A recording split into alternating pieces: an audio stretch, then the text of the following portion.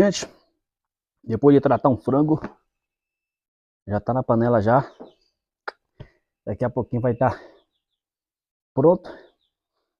Vamos dar uma respiradinha aqui. E nesse lugar maravilhoso, nessa paisagem top das galáxias. Minha esposa tá ali olhando pra mim ali. Dando uma piscadinha de apaixonada ali, ó. Oh, meu pai. Meu Deus do céu. A minha irmã tá ali, mas minha irmã... Hã? Meu sol tá aqui. Ah, é? Aí a minha irmã tá ali escondida. Vem cá, Alice. Alice, qual foi o texto que nós lemos ontem? Nós estudamos ontem? Tiago, capítulo 1, versículo 27. Fala sobre o quê?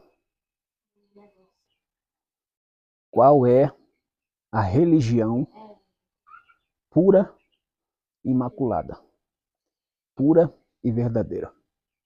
Quantas religiões certas, verdadeiras existem no mundo? Só uma. Concorda, Marlene? Agora, interessante que do homem mesmo existe muita religião que existe no mundo, né? Mas dentre todas essas que existem, apenas uma é a verdadeira. Então o desafio é descobrir, saber qual é a única verdadeira. E aí em Tiago capítulo 1, versículo 27, nós vemos lá a Bíblia falando, né, da religião pura e verdadeira. Ela fala a religião pura, não é uma das religião pura e verdadeira, apenas a. E qual que é as caras? Tem 3 características dela. Você lembra disso? Nós falamos sobre 3 características da religião pura e verdadeira. A primeira característica é que ela é os que visitam, ela visita, ela cuida dos órfãos. O que é órfão? Pessoas sem pais. Isso, filhos sem pai, né? Filhos sem o cuidado do pai, sem o amor, sem o carinho. Filhos sem paternidade. A segunda característica, as que cuidam das viúvas nas suas tribulações. Nós explicamos o contexto, né? Porque antigamente as viúvas eram muito desamparadas e em virtude desse desamparo, elas ficavam sem proteção, sem provisão, ela ficava à mercê, né? À mercê do capricho dos outros. Então, a Bíblia, desde o Antigo Testamento, ela é muito forte em recomendar o cuidado para com as viúvas, por causa disso. Hoje em dia, por exemplo, a viúva ela tem a aposentadoria, né? Algumas recebem pensão e tudo mais. Mas antigamente não tinha negócio de pensão, não tinha negócio de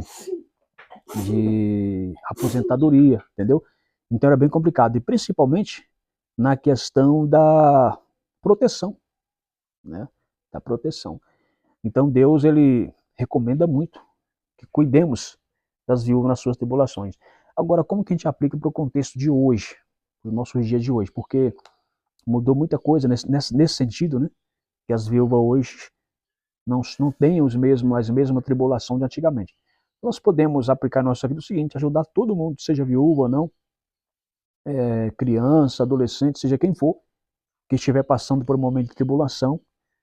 O dever daqueles que fazem parte desta religião pura e verdadeira é estender as mãos, é ajudar, é socorrer estas pessoas. Então, resumindo aí, essas 2 características, nós devemos estender as mãos, ajudar, apoiar, socorrer todos que estiver passando por um momento de tribulação. Ok? Certo, Maurício? Foi isso mesmo que nós estudamos ontem?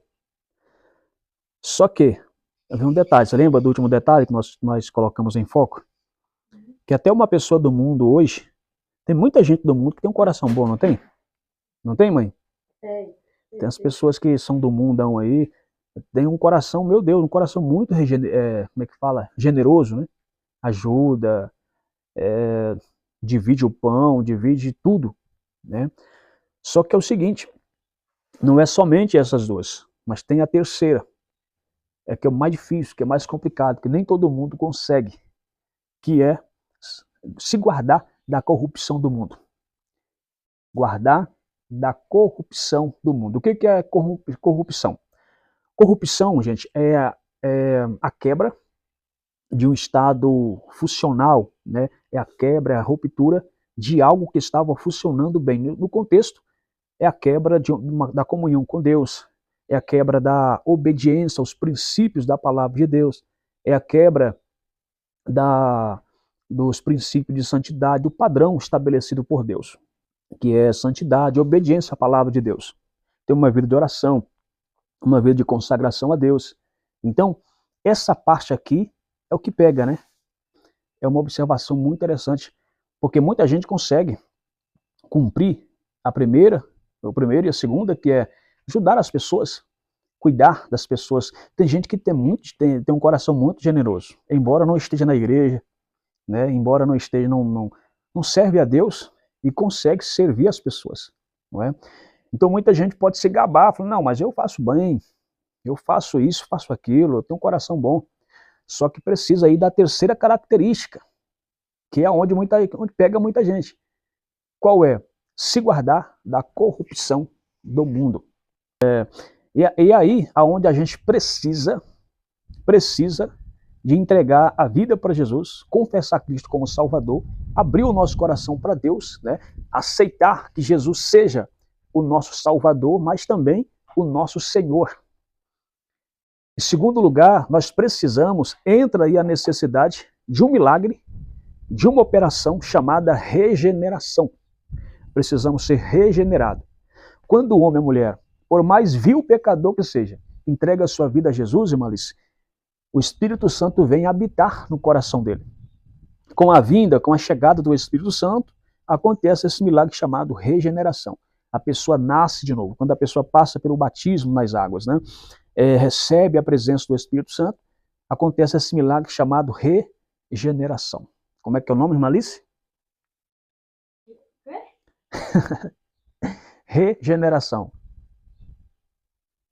Quando a pessoa nasce de novo, a pessoa foi regenerada. O primeiro nascimento a gente nasceu biologicamente, mas o segundo nascimento a gente nasceu espiritualmente do alto. Aí a nossa inclinação, que era para esse mundo corrompido, agora a nossa inclinação passa a ser para o alto, para as coisas de Deus, para a palavra de Deus, né, para a oração, para a comunhão, para a santidade com Deus. Então olha a diferença, acontece uma transformação, uma mudança radical, de um modo tão perfeito que muitas coisas que a nossa natureza pecaminosa corrompida amava de fazer e praticar, hoje, a nossa nova natureza, a gente sente nojo do passado, né? Sente repugno das coisas que outrora a gente fazia. O que é isso? Um milagre. A gente nasceu de novo. E quem pode fazer isso, irmão, se guardar da corrupção, se livrar da corrupção, a natureza que nós herdamos já, de Adão e Eva, né? Para se livrar, é impossível de nós mesmos, com as nossas próprias forças, nosso próprio intelectual, apenas nossa força de vontade, é impossível. A gente consegue, sem ser regenerado, fazer caridade, ajudar muitas pessoas, mas para se guardar da corrupção, se livrar da natureza corrompida, aí é impossível para o homem. Somente o Espírito Santo é que pode fazer isso na vida de todos nós. Então, irmãos, fica aí essa observação, tá bom? Não basta fazer o bem a todos, tem que fazer, é claro, tem que fazer, mas não basta, não é o suficiente. Tem que aceitar Jesus como seu Salvador, tá? Abrir o coração para Deus e dar lugar para o Espírito Santo transformar a gente. Todo ser humano precisa de regeneração. Em João capítulo 3, Jesus deixou muito claro que sem nascer de novo, ninguém, irmão, vê o reino do céu. Ninguém. Ah, mas eu tenho um coração bom. Ninguém. Ninguém entra no reino do céu apenas com um coração bom. Tem que nascer de novo, tem que se livrar da corrupção. Tá bom? E é interessante, cumprindo essas três características aí, você faz parte da religião, a única verdadeira que existe no mundo. Esta religião verdadeira, Jesus não falou de nenhuma denominação, não é? Mas é a religião pura e verdadeira. Se você cumprir esses três requisitos, você faz parte aí da religião verdadeira. Termino falando o seguinte, muitas pessoas se gabam, né, se acham porque faz parte de uma religião. Porque a religião, irmão, uma das suas definições é religar a Deus, voltar a Deus, tá? Religar a Deus. Por isso, religião é a tentativa do homem tentando voltar para Deus. Só que eu quero deixar muito claro que a religião, tá? Cuidado com a religiosidade. Cuidado para não se perder fazendo parte, dependendo de uma religião. Tem gente que defende uma religião com unhas e dentes. Não, eu nasci nessa religião e vou morrer nessa religião, como se fosse a salvação. Religião não salva ninguém, irmão. A única coisa que de verdade liga o homem a Deus é quem, Alice? Qual é a única forma de se ligar a Deus? Se não é a religião, quem é então?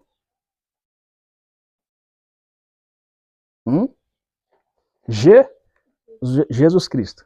Né? Jesus é a única, estou falando a única, não é uma das, é a única ponte, o único caminho, a única verdade que liga o homem a Deus. João 14, verso 6, ele fala, ninguém vem ao Pai se não for por mim.